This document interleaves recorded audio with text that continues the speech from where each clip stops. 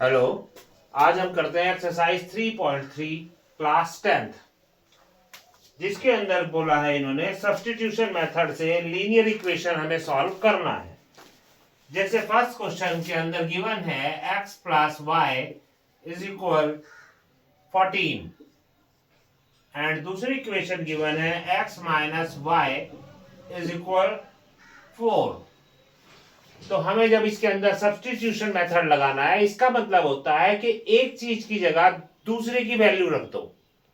Substitute का ये मतलब होता है कि x की जगह हम एक इक्वेशन से आप क्या करो, जैसे ये दूसरी इक्वेशन में x minus Y is equal to 4 है, तो हमने क्या किया, इस इक्वेशन से x इज इक्वल टू क्या हुआ, जिसकी वैल्यू निकालनी है उसे उधर ही रहने दो, बाकी नंबर दूसरी तरफ चला जाता है। तो 4 तो दूसरी तरफ था ही, ये नंबर दूसरी तरफ जाके इसका निशान बदल के ये प्लस का हो गया। तो x इज इक्वल टू हो गया 4 प्लस वाई। तो x की ये जो वैल्यू थी हमने इन टर्म ऑफ y पता कर ली। तो सब्स्टिट्यूशन मेथड में क्या करना है, अब इस वैल्यू को आप इक्वेशन नंबर 1 के अंदर पुट कर दो, ठीक है ना। तो जब हमने यहां किया तो x की जगह रखा 4 plus Y is equal 14।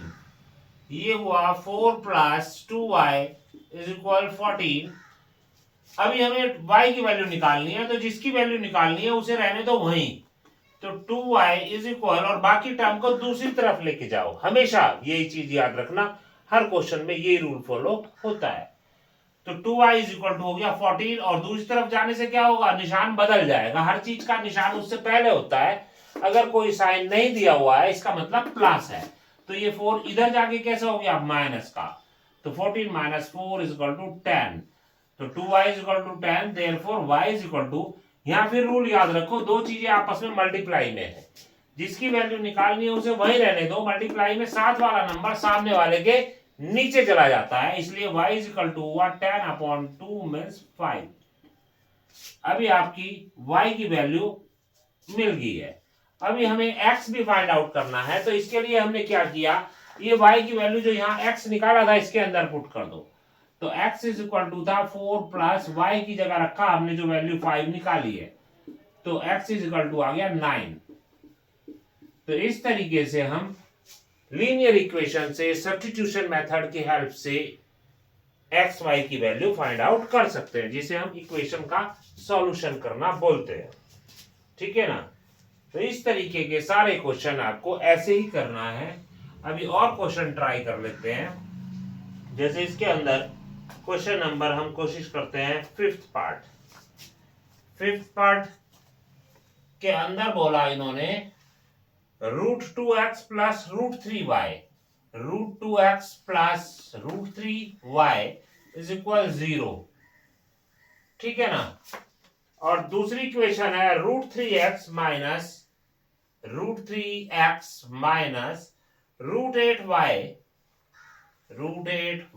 Is equal 0। तो हमें एक्स वाई फाइंड आउट करना है। हमने पहले की तरह ही ये दूसरी इक्वेशन ली, क्योंकि इसमें ये माइनस है, जब एक्स फाइंड आउट करेंगे तो ये नंबर दूसरी तरफ ले जाएंगे, वही वाले रूल सारे के सारे फॉलो हो जाएंगे। तो √3x इज इक्वल टू हो गया, ये दूसरी तरफ जाके पॉजिटिव हो गया, √8y। अभी x फाइंड आउट करना, तो जो निकालना उसे रहने दो वहीं। तो ये हुआ √8 और मल्टीप्लाई में साथ वाली चीज गई सामने वाले के नीचे अपॉन √3y, ये x की वैल्यू आ गई। अभी पहली बार की तरह ही ये जो x की वैल्यू आई है इसे पहली इक्वेशन के अंदर पुट कर देते हैं। हमेशा ऐसा ही करना है अगर आपको सब्स्टिट्यूशन मेथड से क्वेश्चन निकालना हो। तो x की जगह जब हमने ये रखा तो √2, x की जगह रखा √8 अपॉन √3y प्लस √3y यहाँ पे था ही इज इक्वल 0, ठीक है। अभी जब y फाइंड आउट करना है तो कुछ बच्चे क्या करेंगे, इनके सॉल्यूशन करने में लग जाएंगे।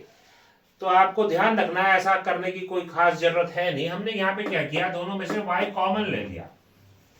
अगर मैं y कॉमन ले लेता हूं तो क्या होगा, अंदर बचा इधर से √2 √8 अपॉन √3, ऐसे ही रहने दो, कुछ सॉल्यूशन की जरूरत नहीं है, अपॉन √3, ठीक है ना। प्लस कॉमन लेना एक दिन मैंने पहले क्लास के अंदर सिखाया था। y कॉमन लिया तो यहां से बचा √3 इज इक्वल 0। तो कुछ भी सॉल्व नहीं करना। अभी यहाँ ध्यान दो कि ये दो टर्म्स है, एक और एक, दो, दोनों ब्रैकेट वाला नंबर को एक ही कंसीडर हम करते हैं। तो y इज इक्वल टू क्या हो गया, इसे यही रहने दो, 7 वाला नंबर सामने वाले के नीचे आ गया, तो y इज इक्वल टू हो गया 0 अपॉन ये पूरी वैल्यू √2 √8 अपॉन √3 प्लस √3। ठीक है ना, इसके सॉल्यूशन की जरूरत नहीं है। 0 अपॉन समथिंग का मतलब होता है 0। सो ये एक आंसर आ गया है। यहां से हमने y की वैल्यू फाइंड आउट कर ली है। अभी चूंकि हमें x भी फाइंड आउट करना है, तो पहले की तरह y की वैल्यू उठा के यहां पे रख दो। Suppose this is equation number 2। तो x इज इक्वल टू यहां पे गिवन था √8 अपॉन √3y, √8 अपॉन √3y। तो हमने y की जगह जब 0 फीड किया तो x is equal to 0 into something, है ना, ये कुछ भी होता रहे लेकिन y की तो वैल्यू 0 है, तो 0 इंटू समथिंग 0 होता है, देयरफॉर x भी 0 आ गया है। क्लियर है आप लोगों को? तो इस तरीके से ये क्वेश्चन में बच्चे थोड़ा सा फंस जाते हैं, इसलिए मैंने इसको करने का प्रयास किया। तो ऐसे वाले सारे क्वेश्चन आप लोगों को इसी तरीके से सॉल्व कर लेने चाहिए। अभी अगर आप इक्वेशन सॉल्व करना बेहतर समझ जाओगे, तभी आगे जो स्टेटमेंट के क्वेश्चन है तो उनमें क्या होगा, फाइनली उनके अंदर इक्वेशन बन जाती है। तो इसलिए वहां तक पहुंचने से पहले इक्वेशन का प्रोसीजर बच्चे का बहुत अच्छा होना जरूरी है, फिर सारे क्वेश्चन आसानी से निकलेंगे। ठीक है ना। अभी हम एक और क्वेश्चन कर लेते हैं, ये तो अभी आप लोग कर ही लोगे। क्वेश्चन नंबर 2 के अंदर बोला, दो इक्वेशन गिवन है, फिर पहले की तरह से question number 2, 2x plus 3y is equal to 11, 2x plus 3y is equal 11 and 2x minus 4y, 2x minus 4y is equal minus 24। तो ये दो इक्वेशन दिया और बोला कि m की वैल्यू फाइंड आउट करना है हमको। इनमें क्या करना है, m की वैल्यू फाइंड आउट करना है। और एक और इक्वेशन दी है y is equal to mx plus 3, y is equal mx plus 3, ये एक इक्वेशन और गिवन है। समझ गए ना, दो इक्वेशन है लीनियर इक्वेशन, इनकी हेल्प से हमें m की वैल्यू फाइंड आउट करनी है, जो कि इसमें दिया हुआ है। तो अभी हमने क्या किया, पहले इन दोनों को सॉल्व कर लेते हैं। अब इस दूसरी इक्वेशन को, ये जो दूसरी इक्वेशन है, मैंने क्या किया, डिवाइड बाय 2 किया, बाय 2। तो 2 से डिवाइड बाय 2 का मतलब हर एक नंबर 2 से डिविजिबल हो जाएगा। तो 2x अपॉन 2 से क्या बना, x माइनस 4y अपॉन 2 से क्या बना, 2y इज इक्वल माइनस 24। तो यहां से x इज इक्वल आया माइनस 24, ये गया दूसरी तरफ तो जाके पॉजिटिव हो गया प्लस 2y, ये x की वैल्यू आ गई। अभी हम कोशिश वैसे ही कर रहे हैं सब्स्टिट्यूशन मेथड से ही। ठीक है ना। अभी x की वैल्यू उठा के पहले इक्वेशन के अंदर रख देते हैं, जो कि है 2x plus 3y is equal 11। इसके अंदर हमने 2x की जगह रखा minus 24 plus 2y and plus 3y यहाँ पे है इज इक्वल 11। ठीक है, तो 2 से ब्रैकेट ओपन किया, 24 2 जा माइनस 48 प्लस 2 2 जा 4y is equal plus 3y is equal to 11। तो सेम नंबर ऐड हो जाते हैं, तो 4 और 3 7y बन गया। ये माइनस 48 को हमने क्या किया, दूसरी तरफ लेके गए, तो ये जाके इधर का निशान बदल जाएगा और ये नेगेटिव से पॉजिटिव हो जाएगा। तो ये हुआ 11 प्लस 48।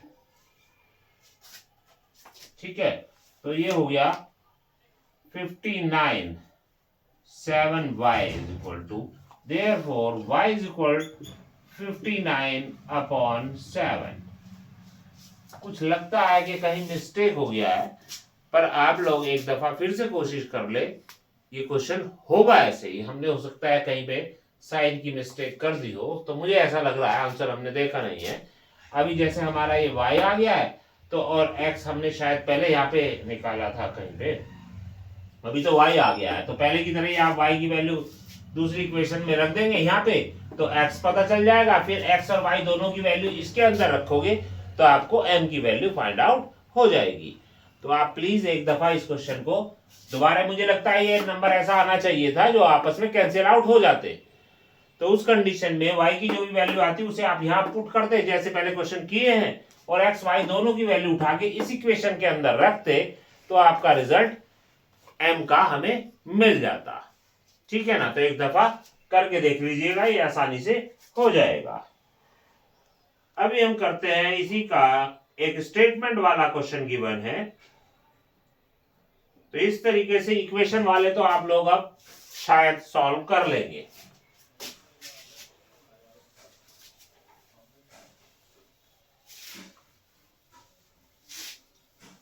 अगर इक्वेशन आसानी से सॉल्व हो रही है तो स्टेटमेंट के क्वेश्चन तभी आप लोग कर पाओगे, वरना उसमें समस्या रहेगी।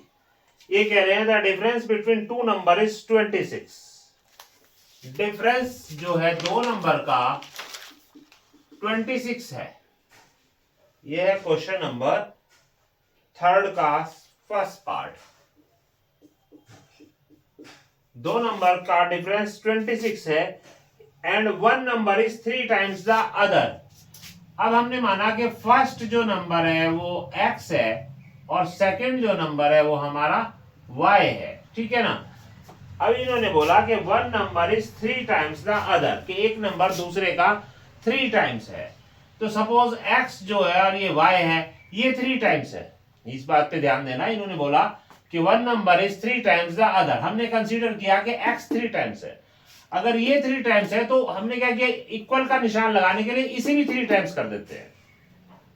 जब ये 3 टाइम्स था तो ये बराबर तो थे नहीं, तो अगर मैं इसे भी 3 टाइम्स कर दूंगा तो दोनों आपस में इक्वल हो जाएंगे। तो यहां से क्या किया हमने, इसे भी 3 टाइम्स किया तो x इज इक्वल टू हो गया 3y। ये एक इक्वेशन बन गई है। और इन्होंने बोला था, अभी हमने माना कि x इज 3 टाइम्स, इसका मतलब x बड़ा है। तो यहां बोला था कि डिफरेंस जो है दो नंबर का 26 है। जब x बड़ा है तो डिफरेंस में माइनस, तो x minus y is equal to 26। तो एक तो हमें ये इक्वेशन मिल रही है और दूसरी हमने ये बना ली है। ठीक है ना, तो अब आप दो इक्वेशन सब्स्टिट्यूशन से सॉल्व कर लो। यहाँ पे तो हमें डायरेक्ट ही x की वैल्यू पता है, तो अगर मैं ये वैल्यू यहां रख देता हूं, x की जगह रखा मैंने 3y minus y is equal 26। ये हुआ 2y is equal to 26। Therefore y is equal to 26 upon 2 means 13। तो इस तरीके से y की वैल्यू आ गई है 13 और x यहां से पता कर लो, x is equal to है 3y की जगह रखा 13, तो ये हो गया 39। ठीक है ना, ये x की वैल्यू आ गई है। तो अब इन्होंने बोला था कि एक नंबर दूसरे का 3 टाइम्स है, तो यहां से देखो 39 3 टाइम्स है 13 का, तो कंडीशन फॉलो हो रही ना। और दोनों में 26 का डिफरेंस है। अगर 39 और 13 को माइनस करेंगे तो मुझे लगता है 26 ही यहाँ पे बचेगा। तो इस तरीके से आप ये क्वेश्चन कर सकते हो। क्लियर है ना। तो यहाँ पे इन्होंने, हमने तो सॉल्व भी कर दिया, इन्होंने सॉल्व करने के लिए बोला ही नहीं। ये बोलते हैं pair of the following problem find their solution bye, नहीं सब्स्टिट्यूशन मेथड से ही बोला सॉल्व करने को, हमने कर दिया है। अभी एक पार्ट और कर लेते हैं, the degree of to supplementary angle exceed the. चलो इसे आप करके देखें। नेक्स्ट की इक्वेशन बना देता हूं। नेक्स्ट क्वेश्चन के अंदर इन्होंने बोला थर्ड पार्ट के अंदर, coach of cricket team buy 7 bat 6 ball in for 3800 rupees. Find cost of bat and ball. Cost जो है हमने बैट की मान ली x और बॉल की मान ली y। ठीक है ना, इन्होंने बोला था कि 7 बैट्स एंड 6 बॉल। जब एक बैट x रुपीस का है तो 7 बैट हो गए 7x के, एक बॉल y रुपीस की है, 6 बॉल खरीदा तो 6 बॉल हुई 6y की, और दोनों का पेमेंट किया था 3800। समझ गए हो आप। तो इस तरीके से एक इक्वेशन बन गई। फिर बोलते हैं later she buys 3 bat. 3 bat, एक बैट है x रुपए का तो 3 बैट हुए 3x के, एंड 5 बॉल, एक बॉल है y रुपीस की तो 5 बॉल हुई 5y की। ठीक है ना, तो पेमेंट किया 1750। ठीक है ना। तो इस तरीके से ये दो इक्वेशन बन गई। और जैसे हमने पहले सॉल्व किया था कि जब भी ये बोले तो आप मर्जी है सब्स्टिट्यूशन मेथड फॉलो करो या कोई दूसरा, तो इन दोनों इक्वेशन को सॉल्व करके एक्स और वाई की जो वैल्यू निकलेगी वही क्या होगी, इस कंडीशन में बॉल और बैट की कॉस्ट पता चल जाएगी। अगर आप लोगों से फ्यूचर में ये क्वेश्चन नहीं निकलता है तो कमेंट में लिख दें, हम उसे दोबारा कर देंगे, ठीक है ना। इसी एक लेसन पे एक एक्सरसाइज, इस एक्सरसाइज पे एक और क्लास ले ली जाएगी। ओके।